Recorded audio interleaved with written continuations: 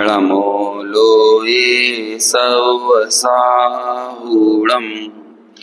मंगलम भगवान वीरो मंगलम गौतमो गणी मंगलम कुंद कुंदाद्यो जैन धर्मोस्तु मंगलम सर्वमंगल मांगल्यम सर्वकल्याणकारकम अनाम सर्वधर्मानां जैनम जयतु शासनम् जैनम जयतु शासनम् येनात्मा बुद्ध्येतात्मैव परत्वेनैव चापरम् अक्षयानंत बोधाय तस्मै सिद्धात्मने नमः। समाधि तंत्र श्लोक क्रमांक 44 की चर्चा कल अपनी पूरी हुई, जिसमें ये कहा कि अज्ञानी जीव जो है बहिरात्मा है, वह अपने शरीर के चिन्हों को यानी लिंग को देखकर उसे ही निज रूप मानता है, और वहीं ज्ञानी जो है वो अपने आप को लिंग और वचन से अगोचर ज्ञान स्वभाव मात्र अनादि संसिद्ध ऐसा अनुभव करता है। अब अगले श्लोक में पेज नंबर 89 पर श्लोक 45 की उत्थानिका है कि यदि अंतरात्मा ही आत्मा का अनुभव करता है तो फिर मैं पुरुष, मैं गोरा इत्यादि अभेद रूप भ्रांति उसको कदाचित क्यों होती है, ऐसा बोलने वाले के प्रति कहते हैं। कल भी अपन ने ये थोड़ी बात की थी कि ज्ञानी भी कोई ऐसा नहीं है कि अपने घर परिवार वालों को ऐसा कहना बंद कर देगा कि ये मेरी पत्नी नहीं है, ये मेरा बच्चा नहीं है, ये मेरी दुकान नहीं है, ये मेरा मकान नहीं है, मैं गोरा नहीं हूँ, मैं काला नहीं हूँ, ऐसा नहीं करता हूँ।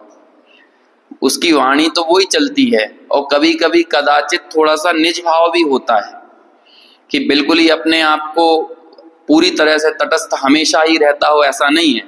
ऐसा भाव भी आ जाता है कि भाई मैं लंबा हूँ, मैं बलिष्ठ हूँ, है ना, मैं रूपवान हूँ। यदि किसी विशेष पद पर है तो थोड़ा सा पद के विषय में भी वो कह देता है कि भाई मैं अध्यक्ष हूँ, मैं मंत्री हूँ, मैं नेता हूँ, मैं डॉक्टर हूँ। जो भी कोई प्रोफेशन में यदि वो है तो उसके प्रति भी उसको अहम बुद्धि आती हुई दिखती है।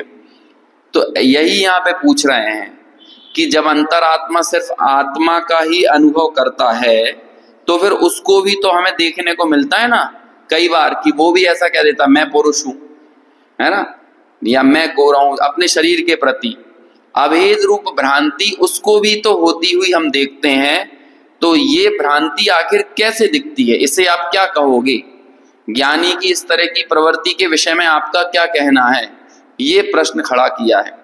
तो ऐसे बोलने वाले के प्रति आचार्य यहाँ पर जवाब देते हैं, और उसके उत्तर में ही ये 45 नंबर का श्लोक लिखा है। पढ़ते हैं श्लोक। जानन्नप्यात्मनस्तत्त्वम्, देखो 2 बार ना है वहां पे, एक बार फिर से बोलते हैं। जानन्नप्यात्मनस्तत्त्वम् विविक्तं भावयन्नपि पूर्व विभ्रम संस्कारात् भ्रांतिं भूयोऽपि गच्छति। देखिए उसका पद्यानुवाद पढ़ें। आत्मवेज्ञ यद्यपि किने जाने तन जिय भिन्न, पर वे भ्रम संस्कार वश पड़े भ्रांति में खिन्न। अब देखो अनादि से तो मिथ्या दृष्टि बना हुआ है। इस भाव में भी यदि जन्म लिया है तो जन्म से लेकर जब तक सम्यक दर्शन की प्राप्ति हुई तब तक के काल को अपन जोड़ लें तो एक यहाँ भी एक लंबा काल है ना। इतने समय तक भी वही भ्रांति उसकी बनी रही, तो उसके संस्कार कौन से थे? इतने वर्षों से, इतने सालों से उसके कौन से संस्कार थे? वही अज्ञान के ही तो संस्कार थे, वही विभ्रम के और भ्रांति के संस्कार थे। अब आप सोचो कि सम्यक दर्शन होते समय एकदम से ही उसकी वाणी बदल जाए, उसको थोड़ी बहुत भी वो भ्रांति के पूर्व के संस्कारों की झलक ना दिखे, ऐसा तो नहीं हो सकता ना। तो यही यहाँ पर आचार्य उत्तर देते हैं कि जानन नपि आत्मनः तत्वम, कि जो आत्मनः तत्वम यानी जो अंतरात्मा है वो कैसा करता है अपने आप को, अपने आत्मा को शुद्ध चैतन्य स्वरूप जानन अपि, शुद्ध आत्म स्वरूप ही जानता है। अपि अपि लगाया ना, तो अपि का मतलब होगा इसके बावजूद भी, अपि यानी भी, फिर भी क्या होता है, विविक्तम, विविक्तम यानी होता है, अपन ने पहले भी देखा था, जो कर्म नौ कर्म की उपाधियां होती हैं वही कहलाती विविक्त। कर्मों को विविक्त संज्ञा मिलती है क्योंकि कर्म जो है वो नाना प्रकार के होते हैं और ऐसे नाना प्रकार के कर्मों के कारण मिलने वाली जो अवस्थाएं होती हैं वो सर्व अवस्थाओं को कहते हैं विविक्त अवस्थाएं। तो वो क्या हुआ कि विविक्तम, फिर भी जो कर्म के कारण मिलने वाली जो अवस्थाएं हैं, कर्म नौ कर्म हैं, उस विविक्तम भावयन, उन शरीर आदि में और अन्य पदार्थों से वो अपने आप को भावयन अपि, विविक्तम भावयन अपि, यहां पर लिख रहे हैं कि वो शरीर आदि से अपने आप को भिन्न भी मानता है, लेकिन इसके बावजूद भी क्या हुआ, पूर्व विभ्रम संस्कारात, पूर्व के भ्रांति के संस्कार, पूर्व के अज्ञान के संस्कार, उसके कारण क्या होता है, उसे भ्रांतिम भूयो विगच्छति, उसे पूर्व के संस्कारों के कारण फिर से पुनः पुनः भ्रांति भ्रम ऐसा होता हुआ देखा जाता है। कि सम्यक दृष्टि तो है। अब देखो कितनी कहने को बहुत छोटी सी बात है श्लोक में, लेकिन प्रथमानु योग में जितने भी महापुरुषों की कथाएं आती हैं और उन महापुरुषों के जीवन में भी राग परिणति का सद्भाव देखा जाता है, उस पूरी राग परिणति के सद्भाव का उत्तर इस एक श्लोक में है। अब आप प्रश्न कर सकते हो, भैया ऐसे कैसे राम हैं कि उन्हें सम्यक दृष्टि है, छायक सम्यक दृष्टि है, लेकिन उन्हें अपनी पत्नी पे इतना भरोसा नहीं था कि चार लोगों ने कुछ भी बोल दिया और ऐसे लोकापवाद के कारण अपनी पत्नी पर शंका कर ली और उसको जंगल में छुड़वा दिया। कैसे कर लिया ये, कैसे उन्हें भ्रांति होगी? तो भी अकल नहीं लगा सकते थे, समझदारी नहीं दिखा सकते थे क्या? अभी लोग ऐसी बातें करते हैं। भरत चक्रवर्ती के बारे में कोई कहे कि भरत जी को ऐसी क्या राज्य के प्रति अपनत्व का भाव पड़ा हुआ था और ऐसा कैसा अहंकार था कि जिसके कारण वो अपने भाई के ऊपर ही चक्र चलाने के लिए उतारू हो गए, अपने भाई के प्रति ही युद्ध करने के लिए उतारू हो गए, कैसे हो गए? अब आप देख लो, ऐसे पूरे प्रथमानुयोग की अनेकों कथाएं आप देखिए, अकलंक और निकलंक के बारे में पढ़ो कि भाई ऐसे कैसी तुम शिक्षा अर्जित करके आए, इतने वर्षों से क्या कर रहे थे अकलंक निकलंक? यही शिक्षा तो अर्जित कर रहे थे ना, धर्म की लौकिक शिक्षा भी अर्जित कर रहे थे, धार्मिक भी अध्ययन कर रहे थे। और जैसे ही घर पहुंचते हैं, अकलंक निकलंक बोल रहा हूँ, कुलभूषण देशभूषण, वो जैसे ही घर पहुंचते हैं, चलो मान के चला, ये बाद में पता चला कि वो मेरी बहन है, लेकिन कोई अन्य स्त्री के प्रति भी कोई ऐसे मुग्ध हो सकता है कि अपने भाई के प्रति ही तलवारें खींच दे? कैसे हुआ ये? ऐसी ये भ्रांतियों की कितनी लंबी लिस्ट अपन बना सकते हैं। अब ये सब कैसे हो रही है, कैसे ये देखने में मिलती है अनेक प्रकार से। यहाँ शब्द तो दो लिखे हैं कि मैं पुरुष मैं गोरा, लेकिन इस मैं पुरुष मैं गोरे इन दो शब्दों में शरीर के प्रति और शरीर में निज बुद्धि के कारण होने वाली कषायों के प्रति जो एकत्व का भाव है, उन सबको ही यहाँ पर हमें ग्रहण करना चाहिए। कि वो ज्ञानी क्रोधी होता हुआ भी देखा जाता है, वो ज्ञानी मानी होता हुआ भी देखा जाता है, वो ज्ञानी मायाचारी भी देखा जाता है, वो ज्ञानी में लोभ की वृत्ति भी देखी जाती है। सब तो दिख रही है ज्ञानी में, कैसे दिख रही है? अभी इसका क्या उत्तर है? तो उसके बारे में ये कह रहे हैं कि अंदर से तो वो ये मानता है। कल अपन ने शायद ये बात की थी कि हमारे यहाँ दो तरह की कथाएं मिलती हैं शास्त्रों में। एक कथाएं तो तीर्थंकरों की मिलती हैं, तीर्थंकर महापुरुषों की, और एक कथाएं जो तीर्थंकर से इतर महापुरुष हैं, सामान्य, सुकुमाल, सुकौशल, है ना, जम्बू स्वामी, सुदर्शन सेठ, और देख लो बहुत लंबी चौड़ी लिस्ट है। तो ये जो दूसरे महापुरुष हैं, इन सब की कहानियां हमें क्या बताती हैं? तीर्थंकरों की कहानियों में तो प्रायः एक रूपता होती है, एक रूपता, उसमें ज्यादा उतार चढ़ाव नहीं होते। जो उतार चढ़ाव आपको देखने मिले हैं ना, वो भी इस हुंडा और सरपणी काल के कारण देखने को मिले हैं, नहीं तो तीर्थंकरों के जीवन में कोई ऐसे उतार चढ़ाव नहीं है। एक फ्लैट उनका जीवन है, गर्भ से लेकर मोक्ष कल्याण तक की लगभग सबकी एक जैसी स्थिति है। चाहे आप पहले तीर्थंकर की देख लो, चाहे 24वें की देखो, वो तो अभी थोड़े बहुत जो अंतर देखने को मिले, उपसर्ग वगैरह आए, वो तो इस काल के कारण आए हैं, अदरवाइज कोई डिफरेंस नहीं होते उनमें। लेकिन आपको ये उतार चढ़ाव देखना है जीवन के, कषायों का प्रवाह देखना है, कर्मोदय की विचित्रता देखना है, तो आपको दूसरे महापुरुषों को देखना पड़ेगा। आपको अनंगधरा देखना पड़ेगा, आपको अंजन वाला देखना पड़ेगा, आपको वो चंदन वाला देखना पड़ेगा, अंजना देखना पड़ेगा। इन सबको देखोगे तब आपको पता चलेगा कि जीवन में कैसे कैसे क्या उतार चढ़ाव आते हैं, और उन उतार चढ़ावों में उनकी कैसी समता रहती है। अपन ये समझो कि उन सारे महापुरुषों को जो तीर्थंकर नहीं थे या जो 63 सलाका के महापुरुषों में शामिल नहीं थे, उनकी जो कथाएं हैं वो ये समझो कि वो मिडिल क्लास के प्रतिनिधि हैं, और हम भी मिडिल क्लास वाले हैं ना। तो जैसे वो मिडिल क्लास हैं, ऐसे ही हम मिडिल क्लास का दर्द, अब मिडिल क्लास वाले का दर्द मिडिल क्लास वाले ही जान सकता है। जो उच्च वर्ग का व्यक्ति है वो भी नहीं जान सकता, वो एकदम नीचे वर्ग का व्यक्ति भी मिडिल क्लास के दर्द को और उसकी चुनौतियों को नहीं जान सकता। ऐसा कहते हैं अपने भारत में सबसे ज्यादा चुनौतीपूर्ण जीवन किसी का है तो मिडिल क्लास का है, क्योंकि उच्च वर्ग जैसी सुविधाएं व्यवस्थाएं उसके पास नहीं है, और निम्न वर्ग जैसी उसे सहायताएं नहीं मिलती हैं, सब्सिडी नहीं मिलती है, राशन पानी भी नहीं मिलता है ना, ये सारी सुविधाएं भी नहीं मिलती।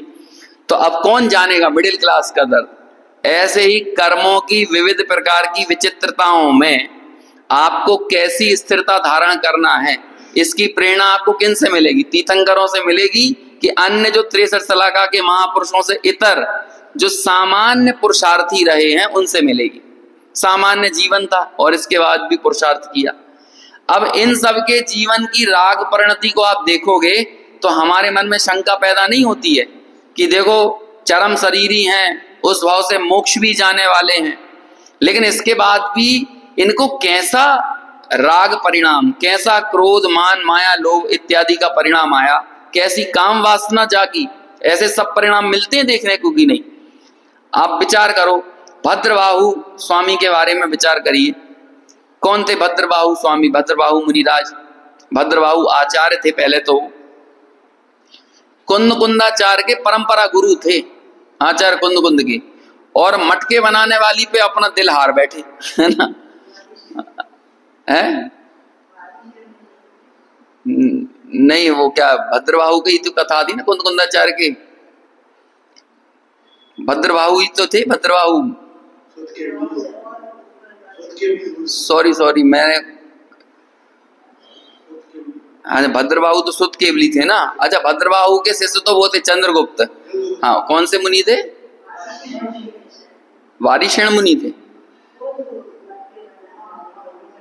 हाँ, मटके बनाने वाली के ऊपर कौन है? नहीं, वारिशेण भी नहीं थे वो, वारिशेण नहीं थे वो, एकदम अभी देखो दिमाग से ऐसे नाम मैंने तो एक आध बार शायद बताया भी है यहाँ पे, है ना। अरे क्या नाम है, माँ से नाम है शायद उनका, है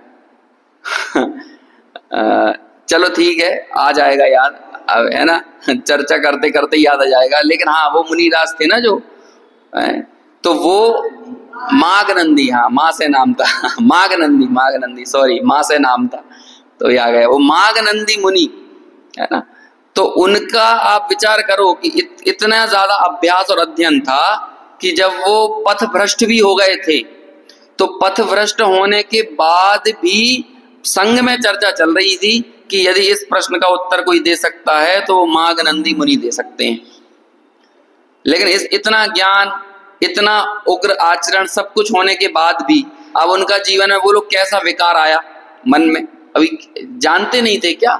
सब कुछ जानते थे, सब कुछ समझते थे, हो सकता है सम्यक्त भी रहा हो, है ना, लेकिन इसके बावजूद भी ऐसा काम का परिणाम आता है, ऐसा मन में विकार आता है कि एक कुमार की कन्या से विवाह कर लेते हैं।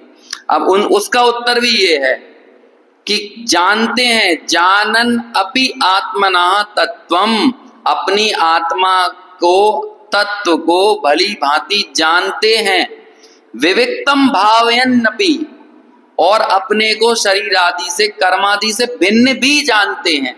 लेकिन इतना सब होने के बावजूद भी क्या समस्या खड़ी होती है? कहते हैं पूर्व विभ्रम संस्काराद, पहले के अनादि के भ्रम के संस्कार के कारण, अनादि के अज्ञान के संस्कार के कारण भ्रांतिम भूयोपि गच्छति, ऐसे उन ज्ञानी पुरुषों के जीवन में, अंतरात्माओं के जीवन में भी भ्रांति यानी भ्रम होता हुआ देखा जाता है, जिसके कारण वो कई बार अपने आप को शरीर आदि से एकत्व प्रस्तुत करते हुए देखे जाते हैं कि मैं गोरा हूं, मैं काला हूं, मैं फलाने पद वाला हूं, या और भी दूसरी चीजें आप उसमें सब लगाते जाना। देखो अन्वयार्थ पढ़ते हैं। अंतरात्मा अपने आत्मा के शुद्ध चैतन्य स्वरूप को जानता हुआ भी और शरीर आदि अन्य पर पदार्थों से भिन्न अनुभव करता हुआ भी पहली बहिरात्म अवस्था में होने वाली भ्रांति के संस्कारवश पुनरअपि यानी वापस से भ्रांति को प्राप्त होता हुआ देखा जाता है। टीका, आत्मा का तत्व क्या है? आत्मा का तत्व अर्थात स्वरूप को जानने पर भी, मैं कौन हूं ऐसा मर्म जानने पर भी उसको तथा उसको विविक्त अर्थात शरीर आदि से भिन्न भाता हुआ होने पर भी दोनों जगह अपि शब्द परस्पर समुच्चय के अर्थ में है। दो जगह अपि लगाया ना, जानन्नपि और भावयन्नपि, अपने को पर से भिन्न भी जानता है और अपने को आत्म रूप भी जानता है। दोनों स्थितियां होने पर भी फिर से भी यानी पुनः अपि वह अंतरात्मा भ्रांति को प्राप्त होता है। तो किससे भ्रांति को प्राप्त होता है? तो कहते हैं पूर्व के विभ्रम के संस्कारों के कारण वो भ्रांति को प्राप्त होता है। अर्थात पूर्व विभ्रम बहिरात्म अवस्था में शरीर आदि को अपना आत्मा मानने रूप विपर्यास यानी विभ्रम, उससे हुआ संस्कार या वासना, उसके कारण वह पुनः भ्रांति को प्राप्त होता है। देखो यदि पहली बार सम्यक दर्शन होगा भी तो कौन सा सम्यक दर्शन होगा? औपसमिक ही होगा ना। यदि छायोपसमिक भी हो गया तो औपसमिक भी ज्यादा टिकेगा नहीं, उसका काल भी अंतर्मुहूर्त मात्र है। तो वो अंतर्मुहूर्त मात्र के काल से वापस यदि वो विभ्रम को प्राप्त हो जाए तो क्यों हो गया विभ्रम को प्राप्त? उसमें भी वो वासना कारण है, क्योंकि उपसमी हुआ था ना। अभी तो मिथ्यात्व का, कषायों का, इनके उपसमी तो किया था उसने, दर्शन मोह की तीनों प्रकृतियों का और चारित्र मोहनीय की चार का, तो वो अंदर पड़ी हुई है। वासना शब्द जो बना ना, जो चीज बसती है उससे ही वासना बनता है। वासना जो शब्द है जो आपके भीतर बसा हुआ है वो ही वासना है। तो आपके भीतर अनादि के विभ्रम रूप कौन सी वासना पड़ी हुई है या बसी हुई है? तो यही अज्ञान की वासना है, भ्रम की वासना है, भोगों की, पर पदार्थ में एकत्व बुद्धि की वासना पड़ी है, तो तुरंत वो रिटर्न मार देता है। देखो शंका पैदा हो जाती है, निर्विकल्प स्वसंवेदन में शंकालु हो जाता है औपसमिक सम्यक दृष्टि। जैसा कि उसे आनंद की तरंगें झरी, अब आनंद एकदम बिल्कुल आनंद, सम्यक दृष्टि का आनंद पैदा हुआ, और जैसे ही उसके मन में ये जो आनंद है क्या मुझे हो सकता है, ऐसा लगा ना उसे, क्या मुझे ये हो सकता है आनंद, क्या ऐसा सुख मैं, ये जो अतीन्द्रिय आनंद, ये जो मैं महसूस कर रहा हूं, क्या वाकई ये वो आनंद है? ऐसी अपने आनंद के प्रति शंकालु हो जाता है। कभी कभी अपने जीवन में कोई की लॉटरी खुल जाए तो पहला ख्याल तो आए बिना रहेगा नहीं ना उसके, कि क्या वाकई मेरी लॉटरी खुली है। 4-4 6-6 बार नंबर मिलाएगा अपनी लॉटरी का। अब आजकल तो वो लॉटरी नहीं चलती हैं, आजकल तो वो ऑनलाइन गेमिंग वगैरह आती हैं और उसमें ही आपका नाम लिस्ट में आ जाता है। बहुत सारी चीजें चलने लगी हैं ऑनलाइन में। एक तरह से सट्टेबाजी चल रही है, वो ऑनलाइन सट्टेबाजी, और वो अप्रूव्ड है गवर्नमेंट से, है ना। ये जो क्रिकेट वगैरह में जो पहले सट्टा इलीगल होता था, अब वो लीगल हो गया है ऑनलाइन एप्लीकेशन के माध्यम से। तो अभी एकदम से वहां कोई मान के चलो 1 करोड़ रुपया जीत गया, तो पहली बार में तो शंका पैदा होगी क्या वाकई में जीता हूं, है ना। कोई एग्जाम में यदि आपके नंबर टॉप आ गया तो वो 4 बार मिलाता क्या मैं ही हूं, फिर अपना नाम मिलाएगा, अपने पापा का नाम मिलाएगा, रोल नंबर मिलाएगा, सारी चीजें बार बार देखेगा कि हाँ वाकई मैं हूं। तो ऐसी शंका हमको यहां भी होती हुई देखी जाती है। तो ये शंका की जो वासना थी वो भी तो पड़ी हुई है ना। अब जब वो अतीन्द्रिय आनंद आया तो उसमें भी संकालु हो गया, तो फिर निसंकेतंग नहीं रहा। और जब निसंकेतंग नहीं रहा, अपने स्वरूप में, अपने स्वरूप से प्रकट आनंद में उसने शंका पैदा कर दी, तो अब बोलो सम्यक दर्शन कैसे टिकेगा। हो गया, वो वासना निकलकर सामने आ गई। ये हमारी बहुत बड़ी लड़ाई है, ये अपनी वासनाओं से। वासना मतलब सिर्फ एकाध अर्थ में वासना नहीं लेना, खाने की वासना, पीने की वासना, धन संपत्ति के प्रति वासना, है ना, और भी अन्य अन्य 5 ही इंद्रियों के भोगने के प्रति जो वासना पड़ी हुई है वो कोई कम नहीं है। हर जगह अपने मन में भाव रहता है। यदि हम कार के अंदर बैठते हैं तो वहां भी हमें लगता है थोड़ी सी अच्छी सी गंध और अच्छी महक आ जाए, है ना, वो पड़ा रहता है कि नहीं। हमें जुगुप्सा के प्रति जो हीन भाव पड़ा हुआ है ना, वो भी कोई कम नहीं है। जुगुप्सा घृणा, घृणित पदार्थ, जबकि घृणा करने के भाव के प्रति उपेक्षा होना चाहिए, लेकिन हम घृणित पदार्थों के प्रति उपेक्षा करते हैं, जबकि पदार्थों में क्या रखा हुआ है। मैंने एक दिन कहा था ये कि सोचो, आचार्यों ने 8 अंगों के अंदर जिस एक कसाय के ऊपर सबसे ज्यादा टारगेट किया, वो कौन सी कसाय है? जुगुप्सा कसाय है। 8 अंगों में जो निर्विचिकित्सा अंग होता है, उसमें कौन सी कसाय के ऊपर सीधा हमला किया है? निर्विचिकित्सा में जुगुप्सा के ऊपर। मतलब आप कल्पना नहीं कर सकते। आप भगवती आराधना, मूलाचार और मुनिराज के जीवन वाले शास्त्र पढ़ो, या समाधि मरण वाले शास्त्र पढ़ो जिसमें मुनिराजों की समाधि आदि का वर्णन है, तो आप एक मुनि दूसरे मुनि की कैसे वैयावृत्ति करते हैं, आपके लिए कल्पनातीत विषय है। इतने कितनी तरह की परिस्थितियां हो सकती हैं। आप सोचो, उनके पास क्या है, उनके पास कौन सा साधन है, उनको उनके शरीर के ऊपर वॉमिट कर दें लेकिन मन में ग्लानि का भाव ना आए। कोई हंसी खेल है, एक अच्छे कोई बच्चा वॉमिट करे तो बात समझ में आए।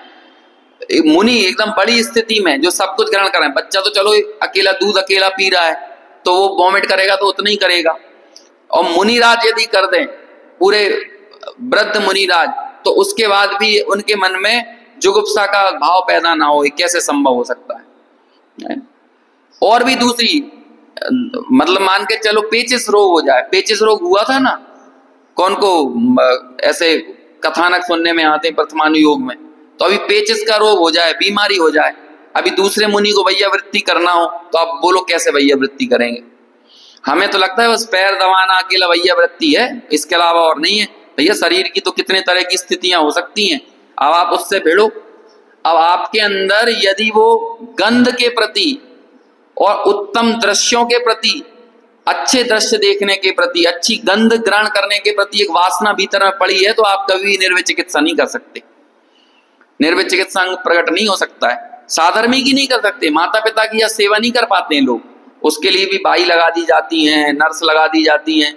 अब जिसके पास पैसा हो तो नर्स लगा देता है, नहीं तो मालूम क्या करते हैं। बिल्कुल, हमने तो हमारे घरों में, परिवारों में स्थितियां देखी हैं। सगी माँ अब 80 85 80 साल 90 साल की हो जाएं और उस स्थिति में पॉटी कर ली, तो कहते हैं अब दिन भर कर लेने तो शाम को इकट्ठी सोचाएंगे। ऐसा बोलते थे, शाम को इकट्ठा सोचाएंगे। अब आप कल्पना कर सकते हो, ऐसा भाव अपनी माँ के प्रति आ जाता है। तो कोई ऐसा कर सकता है कोई मुनिराजों के प्रति इस ग्लानि भाव से? अब ठीक है, कोई नर्स वगैरह नहीं लगा पा रहे हैं, खुद को ही करना है, तो कहते बार बार कौन करे भाई, दिन भर में एक बार इकट्ठा करेंगे तो दिन भर पड़े रहो गंदगी के अंदर। बहुत उदयगत विचित्रता का हमको ख्याल नहीं है। मतलब आपका हमें हमें अपने प्रति भी ये सोचना चाहिए। हमें अपने जीवन में यदि सुख साता मतलब आपकी कोई वैया वृत्ति कर दे, वैया वृत्ति यानी सेवा कर दे, तो बहुत दूर की बात है। आपसे कोई ये पूछ ले ना, भैया ज्यादा सर तो नहीं दुख रहा है, इसके लिए भी पुण्य का उदय चाहिए। नहीं तो कोई पूछेगा भी नहीं। मतलब पत्नी पति से ना पूछे और पति पत्नी से ना पूछे। बगल में पति सर दर्द से कराता रहे तो सर में बाम लगा दे, ये तो बहुत आगे की बात है। इतना पूछ ले उठ के, क्यों ज्यादा सर दर्द तो नहीं हो रहा, इसके लिए भी पुण्य का उदय चाहिए। नहीं तो वो क्या करेगी, जब 2 दिन 4 दिन 6 दिन 8 दिन 15 दिन रोज सर दर्द, रोज पेट का दर्द है, कुछ भी दर्द हो तो पत्नी भी इतनी हैबिचुअल हो जाएगी, अब इनका तो रोज ही सिर पिराता रहता है ना, अपन तो क्या करें, शांति से सो जाओ। उसके लिए भी पुण्य का उदय चाहिए।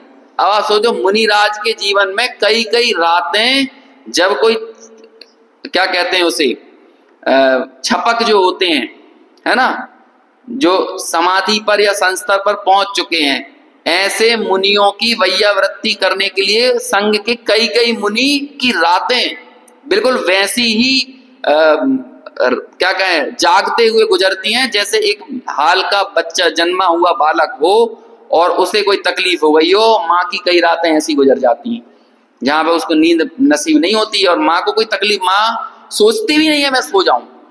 यदि सो भी जाए तो ऐसा खटका लगा रहता है मन में, है ना, कि अरे बार बार यदि तबीयत खराब हो, बुखार हो, तो बार बार उठ उठ के उसका माथा चेक करेगी, है ना, और दूसरे तरह से सेवा करने का प्रयास करेगी। ऐसे ही मुनिराज करते हैं।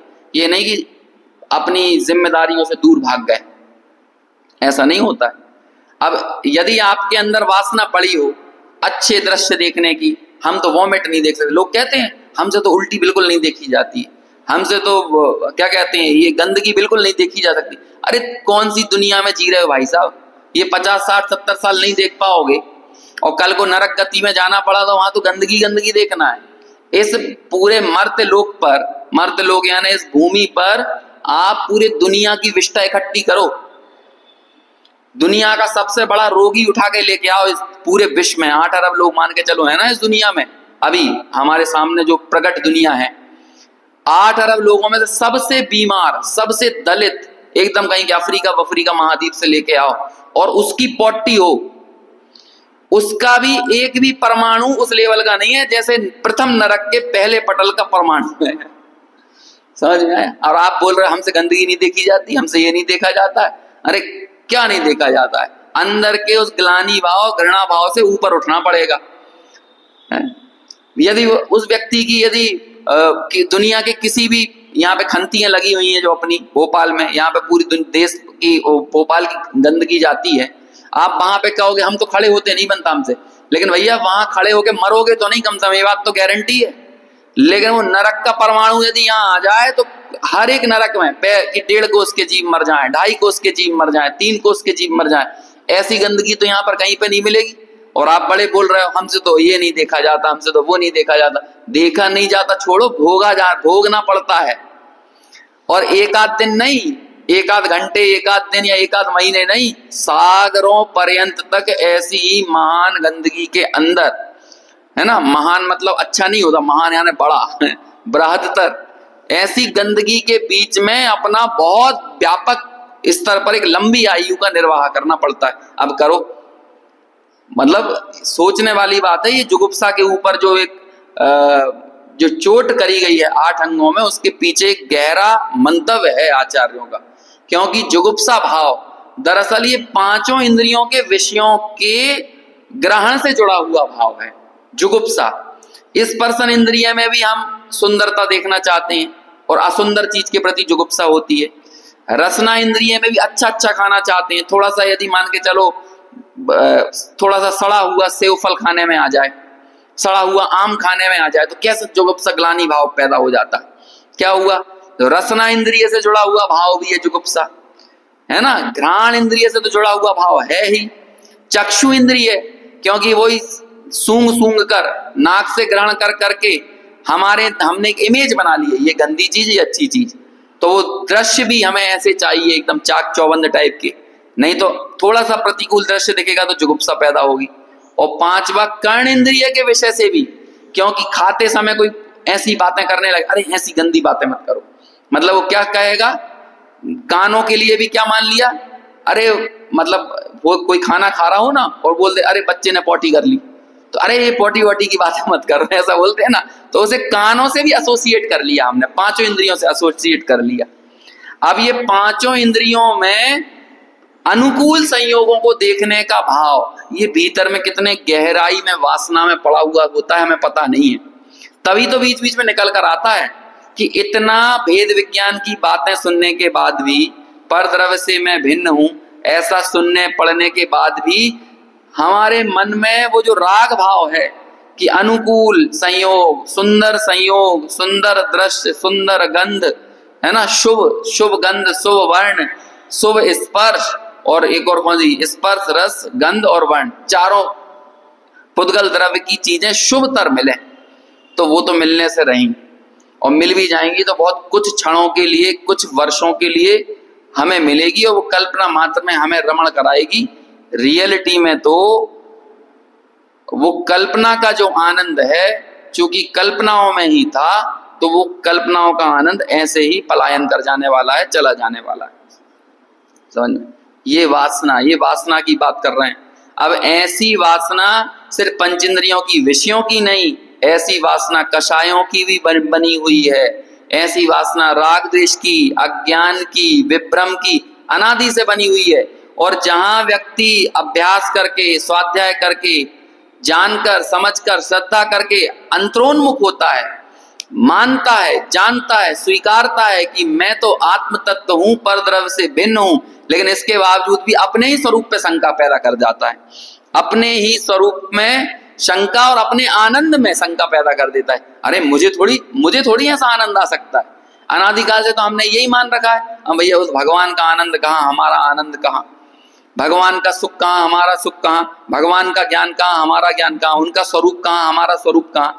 हमने एक दूरी बना रखी है, ये हमारा क्या कहें, हमारे डीएनए में शामिल है कि भगवान विशेष और हम छोटे, भगवान बड़े हम छोटे, वो खरे हम खोटे, ये हमारे बचपन से डीएनए में डला हुआ है ना।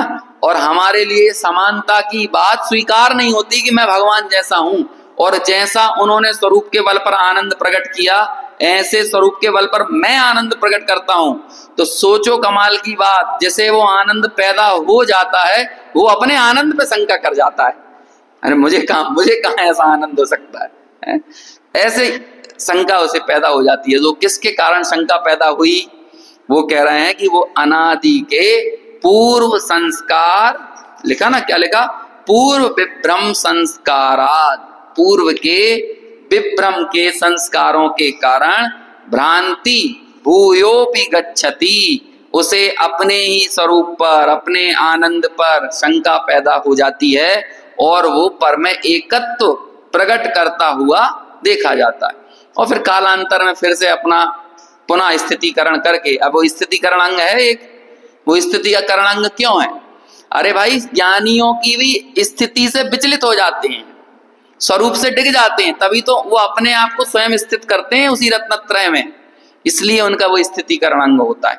हर एक चीज के पीछे एक अपने महत्व है ना। देखिए भावार्थ पढ़ते हैं। अंतरात्मा आत्म तत्व को देह से भिन्न जानता है तथा उसकी वैसी भावना भी करता है। ऐसा होने पर भी पूर्व में अर्थात बहिरात्म अवस्था में शरीर आदि को आत्मा मानने रूप भ्रांति से उत्पन्न हुए संस्कार के कारण उसको सम्यक श्रद्धा रहने पर भी चारित्र दोष रूप भ्रांति होती है। उस चारित्र दोष का अभाव कैसे करना, यह तो आगे के श्लोक में आएगा। देखो, सम्यक दर्शन होते हुए भी चारित्रगत दोष भी दिखता है और कई बार सम्यक दिखता हुआ भी दिखता है। अब इन दोनों ही स्थितियों में वो अपने आप को कैसे पुनः अपने स्वरूप में रत्नत्रय में स्थित करता है, रत्नत्रय को निर्मल करता है, ये चर्चा आगे के श्लोक में आएगी, तो वो तो अपन वहां देखेंगे। आत्मज्ञानी अपने आत्मा का यथार्थ स्वरूप जानता है और उसको शरीर आदि पर द्रव्यों से भिन्न अनुभव भी करता है, तो भी पूर्व के लंबे समय के संस्कारों का सर्वथा अभाव नहीं होने से उसको किसी समय अस्थिरता के कारण बाह्य पदार्थों में भ्रम पैदा हो जाता है। विशेष स्पष्टीकरण।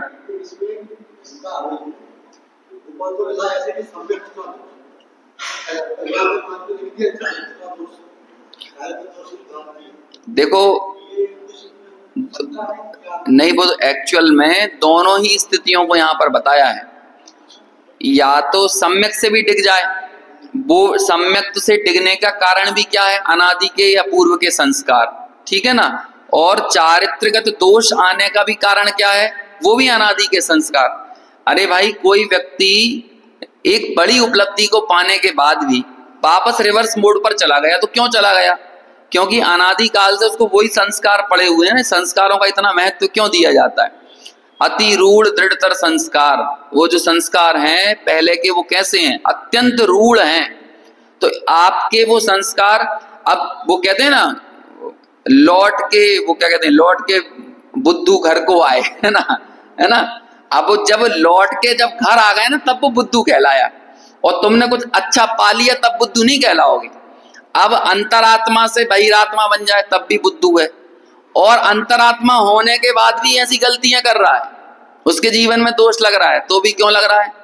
कि वो अनादि काल से जहां पर रहा है, जैसे संस्कारों का उसने पोषण किया है, जैसे उसके विभ्रम के संस्कार, अज्ञान के संस्कार पूर्व में रहे हैं, इसी कारण से उसके वो दोष लगते हैं। और इसी कारण से वो वापस यदि दर्शन भी मलिन होता है और वापस मिथ्यात्व में जाता है, तो उसके कारण भी वो पूर्व के संस्कार ही है ना। तो दोनों ही चीजें हैं यहाँ पे।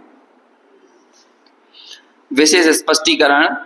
धर्मी को अस्थिरता के कारण राग द्वेष हो जाए, परंतु उसको श्रद्धा ज्ञान में उनका स्वामीपना नहीं है, एकत्व बुद्धि नहीं है। देखो, जब चारित्र में दोष लग रहा है तब श्रद्धा से तो दृढ़ है, अचलता से ये मान रहा है कि मेरा स्वरूप क्या है, लेकिन फिर भी चारित्र, क्योंकि अभी तीन कसाय चौकड़ी का सद्भाव पड़ा हुआ है, मान के चलो अविरत सम्यक दृष्टि के, तो वो तीन कसाय चौकड़ी के सद्भाव में, वो तीन कसाय चौकड़ी हैं क्यों? सम्यक दर्शन होने के कारण है क्या वो? अरे वो तीन कसाय चौकड़ी सेपरेट हैं, पृथक हैं। जैसे कोई कहता है कि चौथे गुण स्थान में तीन कसाय चौकड़ी का सद्भाव होता है, तो चौथे गुण स्थान में तीन कसाय चौकड़ी का सद्भाव ये चौथे गुण स्थान के कारण है या किसके कारण है? अनादि के संस्कार के कारण है, वासना के कारण है। समझ में आया? अज्ञान के ही कारण है, उसमें भी तत्संबंधी अज्ञान पड़ा हुआ है। पुरुषार्थ सिद्धि उपाय में ऐसा श्लोक आता है, जितने अंश में ज्ञान है उतने अंश में निर्बंध है, और जितने अंश में राग है उतने अंश में बंधता है। तो वो सम्यक दृष्टि होते हुए भी जितने अंश में उसके राग पड़ा हुआ है उतने अंश में तो बंध ही रहा है, और जितने अंश में उसकी निर्मलता है, अपने स्वरूप का बोध है, उतने अंश में उसके बंध से रहित अवस्था है, संवर है ना।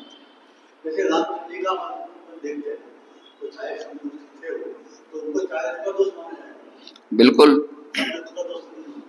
छायक सम्यक दृष्टि को तो चारित्र का ही दोष लगेगा, सम्यक का क्यों होगा? अरे मुनिराजों को भी चारित्र का दोष लगता हुआ देखा जाता है ना।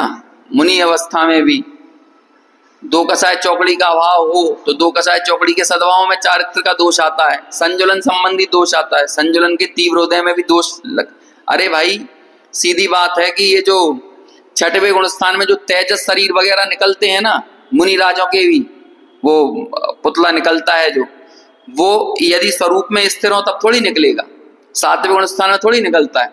तो वो जो पुतला निकलना जो है वो भी एक्चुअल में दोष ही है, चारित्र का दोष है। अरे आप अपने स्वस्वरूप में स्थिर रहो तब क्यों ये जरूरत पड़ेगी, है ना। और भी आहार विहार निहार आदि क्रियाएं ये भी हो रही हैं तो चारित्र के दोष में ही तो हो रही हैं। यदि स्वरूप में स्थिर रहो तो वो दोष क्यों लगे। धर्मी को अस्थिरता के कारण राग द्वेष हो जाए, परंतु उसको श्रद्धा ज्ञान में उनका स्वामीपना नहीं है, एकत्व बुद्धि नहीं है। श्रद्धा ज्ञान के बल से और भेद ज्ञान की भावना से वह पूर्व के संस्कारों को नष्ट करने में सदा प्रयत्नशील होता है। अब वो दोष लगता है लेकिन उस दोष को उपादेय नहीं मानता, क्योंकि बात तो सही समझ में आई है ना, उसने अनुभूति तो की है ना, अंतरात्मा अवस्था को प्राप्त किया है। तो जितने दोष लग रहे हैं उनको ये नहीं पालना पोसना चाहे। देखो ये मिथ्या दृष्टि में सम्यक दृष्टि में ये अंतर है। मिथ्या दृष्टि अपने असंयम को न्यायोचित जस्टिफाई करता है, सही ठहराने की कोशिश करता है। आप देखना प्रायः मिथ्या दृष्टियों में ये प्रवृत्ति मिलेगी। अब देखो अब इतना तो चलता ही है, अब घर में तो ऐसा खान पान करना ही पड़ता है, ऐसा बोलेगा, उसमें अपनी कमजोरी नहीं बताएगा। कोई भी मंदिर नहीं आ पाएगा ना तो इसमें 4 बहाने हैं उसके पास, स्वाध्याय नहीं कर पाएगा 4 बहाने हैं, व्रत संयम नहीं कर पाएगा 4 बहाने हैं। उसे सही ठहराएगा अपने असंयम को, अपने अज्ञान को, अपने मिथ्यात्व को। जीवन में दोष होना ये उतना बड़ा दोष नहीं है जितना बड़ा दोष है दोषों को उपादेय मानना। आप दोषों की वकालत तब करते हो जब आप दोषों को कहीं ना कहीं उपादेय मानते हो। ये दर्शन मोह और चारित्र मोह का भी मूल जो अंतर है वो यहीं से तय होता है।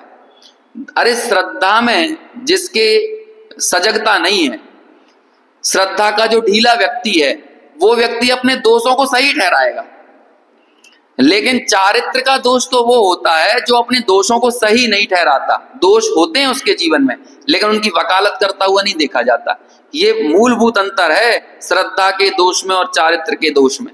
आप सोचो श्री कृष्ण और बलराम स्वयं संयम धारण नहीं कर पा रहे थे, लेकिन इसके बावजूद भी वे बाकी सब लोगों से कह रहे थे, अपने नगर वालों से, द्वारका चल रही थी कि भाई जैसे मुनि होना है मुनि हो, जैसे श्रावक होना है श्रावक हो, है ना, जैसे हम आपकी सब तरह से मदद और हेल्प करेंगे।